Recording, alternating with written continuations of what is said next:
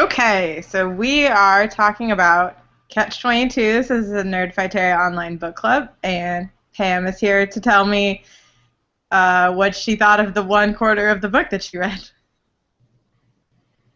Had you read it before, or is this your first time? This is my first time, Okay.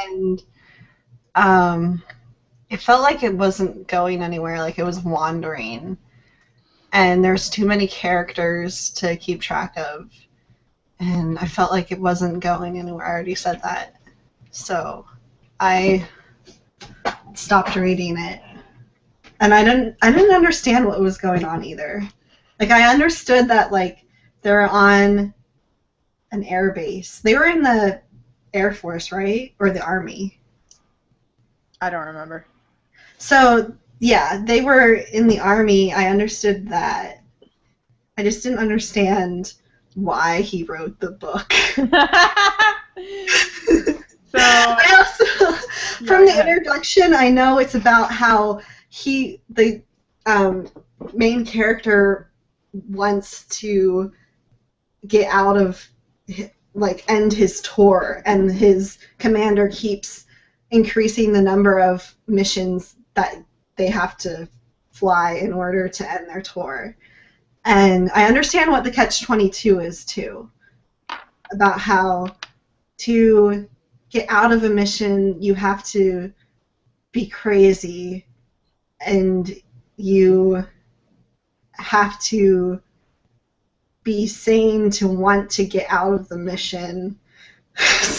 Right. So you can't get out of it because it's like a circle that you go, I'm insane, but you're not insane because you want to get out of the mission, in a circle. Right, exactly. It's a classic paradox, and that's where we get the phrase Catch-22 from. Did you read in the introduction? Did your book have an introduction? Mm-hmm. Yeah, I had the 50th anniversary one. Yeah.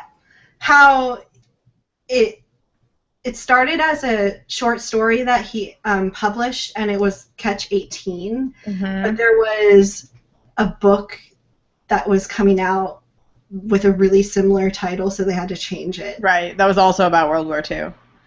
So that's why they decided to change it, yeah.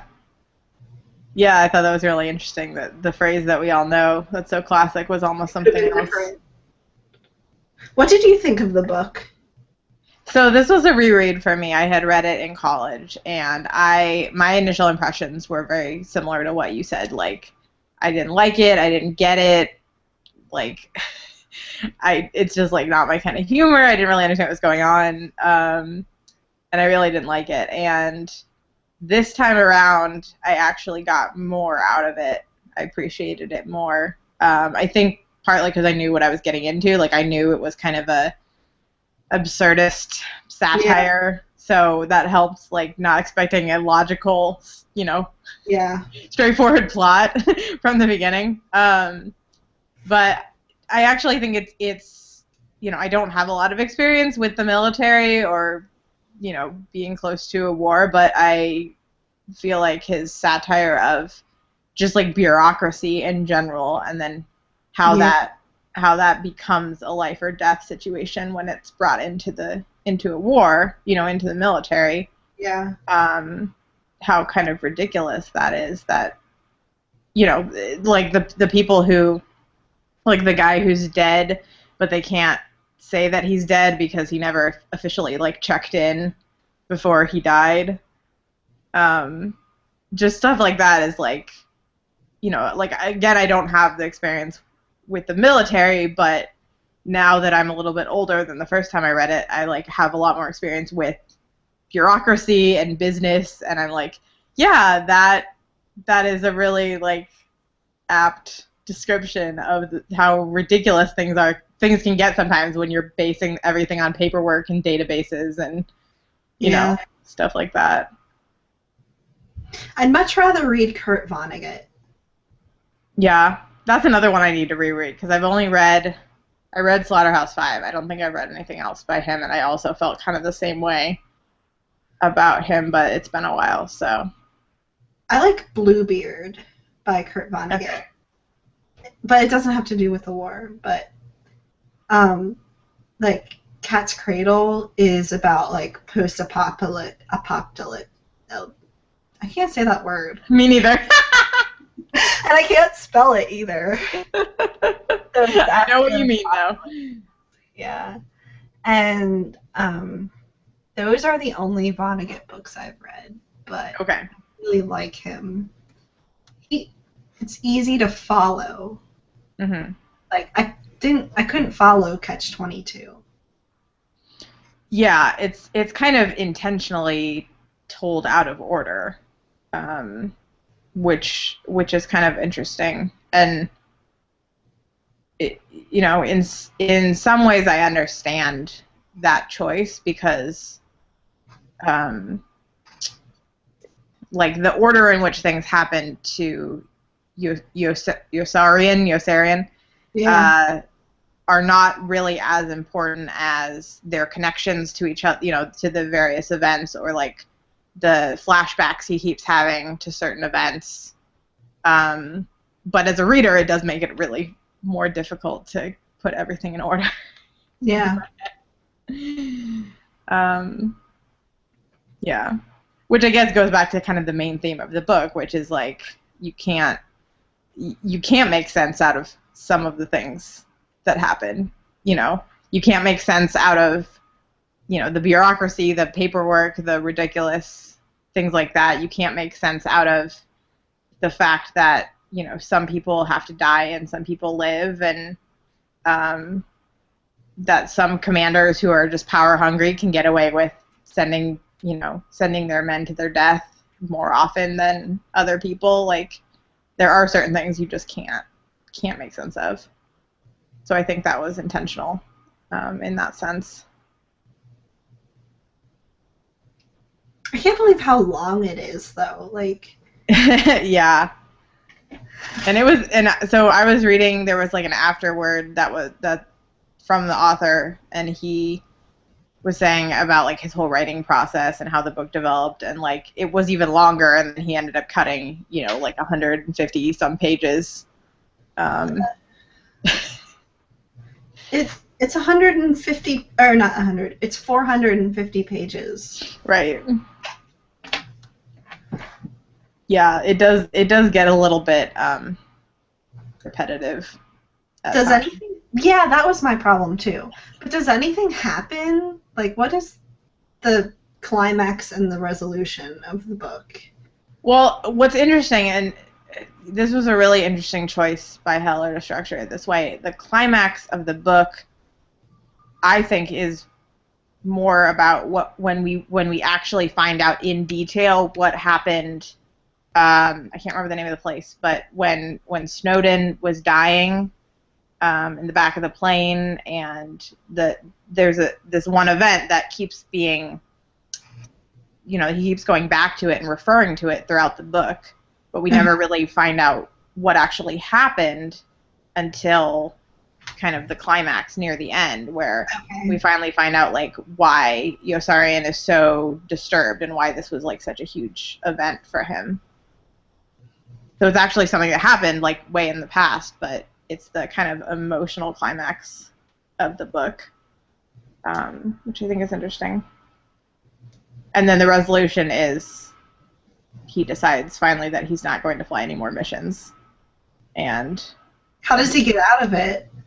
He runs away. How do you run away from an island? We don't ever find out. Like, we don't find out exactly how he got away, but we find out that Orr got away. That he intentionally made it look like his plane got shot down and he escaped to Sweden. And so then there's like this moment of hope where Yossarian's like, if he could do it, I can do it too. There is an alternative to being caught up in this machine where you just keep flying more missions until you die. So it's kind of a one of the questions on the discussion guide that I posted is like, is the ending hopeful or defeatist? And like, I think it's hopeful, but it's also really sad because it's like at that point, like basically all of his friends are dead, and that's why he finally gets to the point where he's like, I can't do this anymore, and I need to find another option. It's probably, I don't think that would be defeatist. That would be like a relief to like freedom, like kind of hopeful because it could get better. Right. Like not, but he didn't let it kill him, so it's not defeatist. Yeah. Yeah, and I think that's why like Yosarian lives has become a catchphrase and bumper sticker and things. I was wondering about that. Yeah, because people find hope in the fact that he didn't, in the end he found a way out of the military and the bureaucracy and the, path to death, basically. Yeah. So yeah, some people have said that the ending is a little too kind of like happily ever after, considering the like dark tone of the rest of the book. Yeah. But I was glad that it ended on a hopeful note. The one thing I really didn't like about the book, even appreciating it more this time around, is the female characters. I don't know how much of that you got in the part that you read. But like basically every female character in the book is like a sex object, or else like just like a pitiful, helpless old woman. Like majority of the characters in the book are like these one-dimensional caricatures, right? Yeah. But like all of the women in the book are the same one-dimensional caricature, where they all just like want to sleep with everyone. And I found that really annoying. Yeah. Yeah.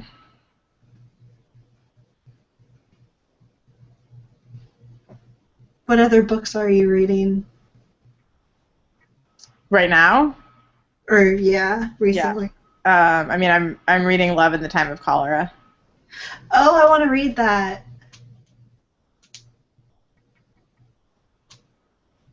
I'm reading like 6 books right now. I was reading. I was in the middle of A Suitable Boy, but it's like 1,400 pages, and I had to return it to the library. So I have it on hold again.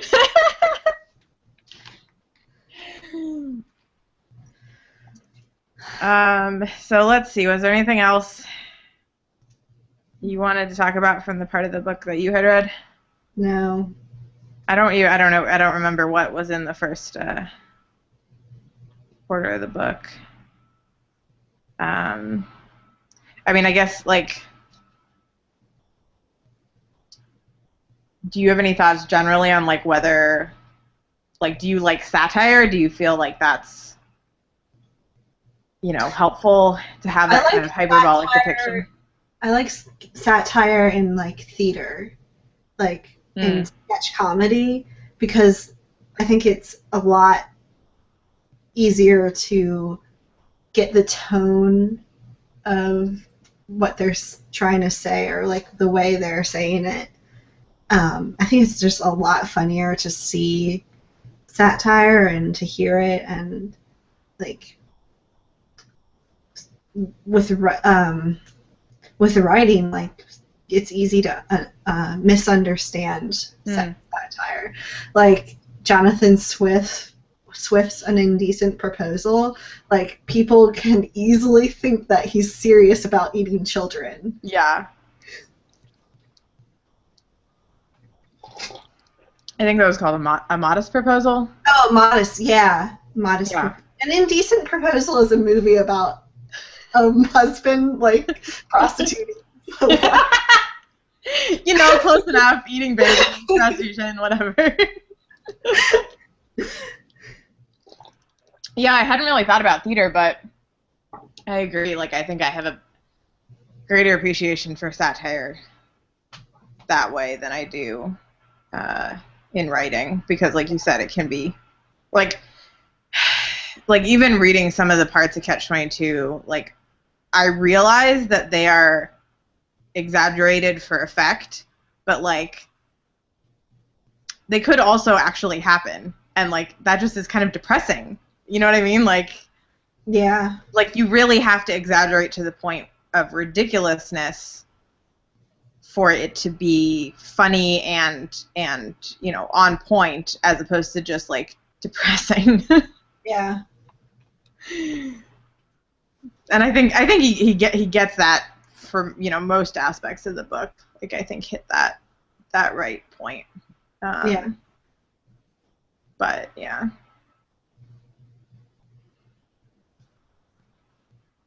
Yeah, I felt like it was a like I think especially in terms of like capturing the absurdity of bureaucracy and, you know, red tape and things like that. Like, you almost need something like satire to be able to laugh at that, because otherwise it's just you know, something that's just like stressful and ridiculous, and you need something like this to kind of call it out and say, look, this is absolutely absurd. Taken to its logical extreme, you have a guy who is dead that nobody will acknowledge exists, and later on there's a guy who was scheduled to be on a plane that went down, and so he is then told, you are dead, even though he's like, I'm here, and like he sends a letter to his wife, but his wife also gets a letter of condolence and like her insurance checks and everything. So she's like, okay, I'm just gonna go along with him being dead because money. Because I got all this money, and like, so he like can't draw a paycheck or anything because the system says that he's dead.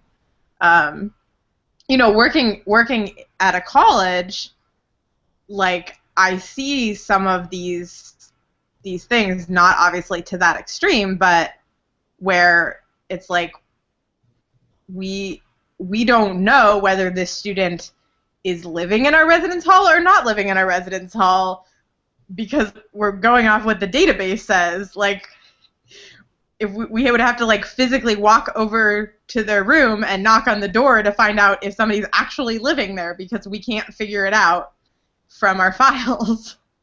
And it just is absurd, you know what I mean? Yeah. When the mail center comes over and is like, is this person living here? And we're like, we don't know. We don't know if this person's even enrolled at the school. Like, so I feel like that there are a lot of things about that satire that's very true to life.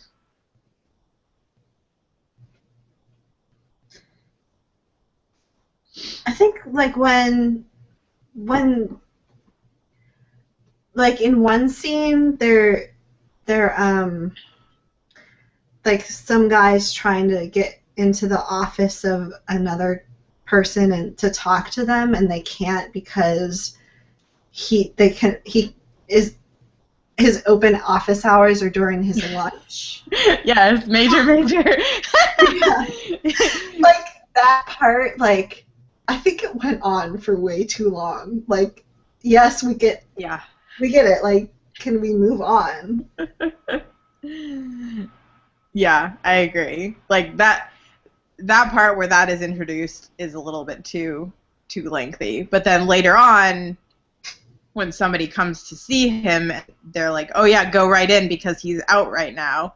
Yeah. Then he, like, the guy who is trying to visit him, like, takes that personally, and it's like, everyone's laughing at me, everyone's like making fun of me, and it's like, no, this is just this ridiculous rule that this other guy has put in place that actually has nothing to do with you. Yeah.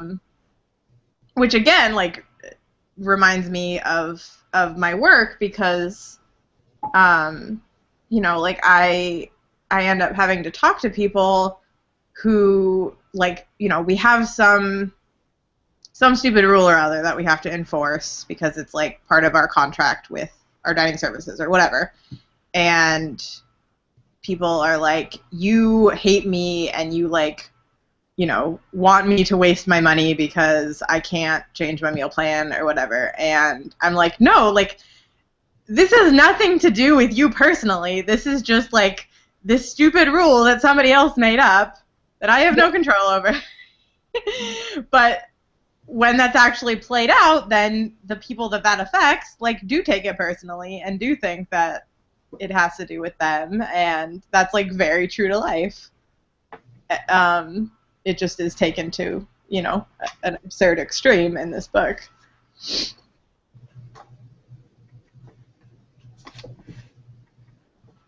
I don't have anything else to talk about.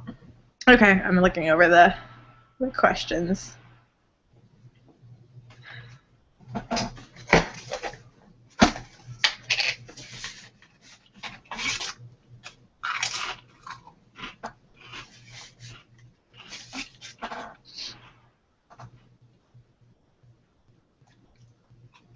Yeah, I don't have anything else to talk about either.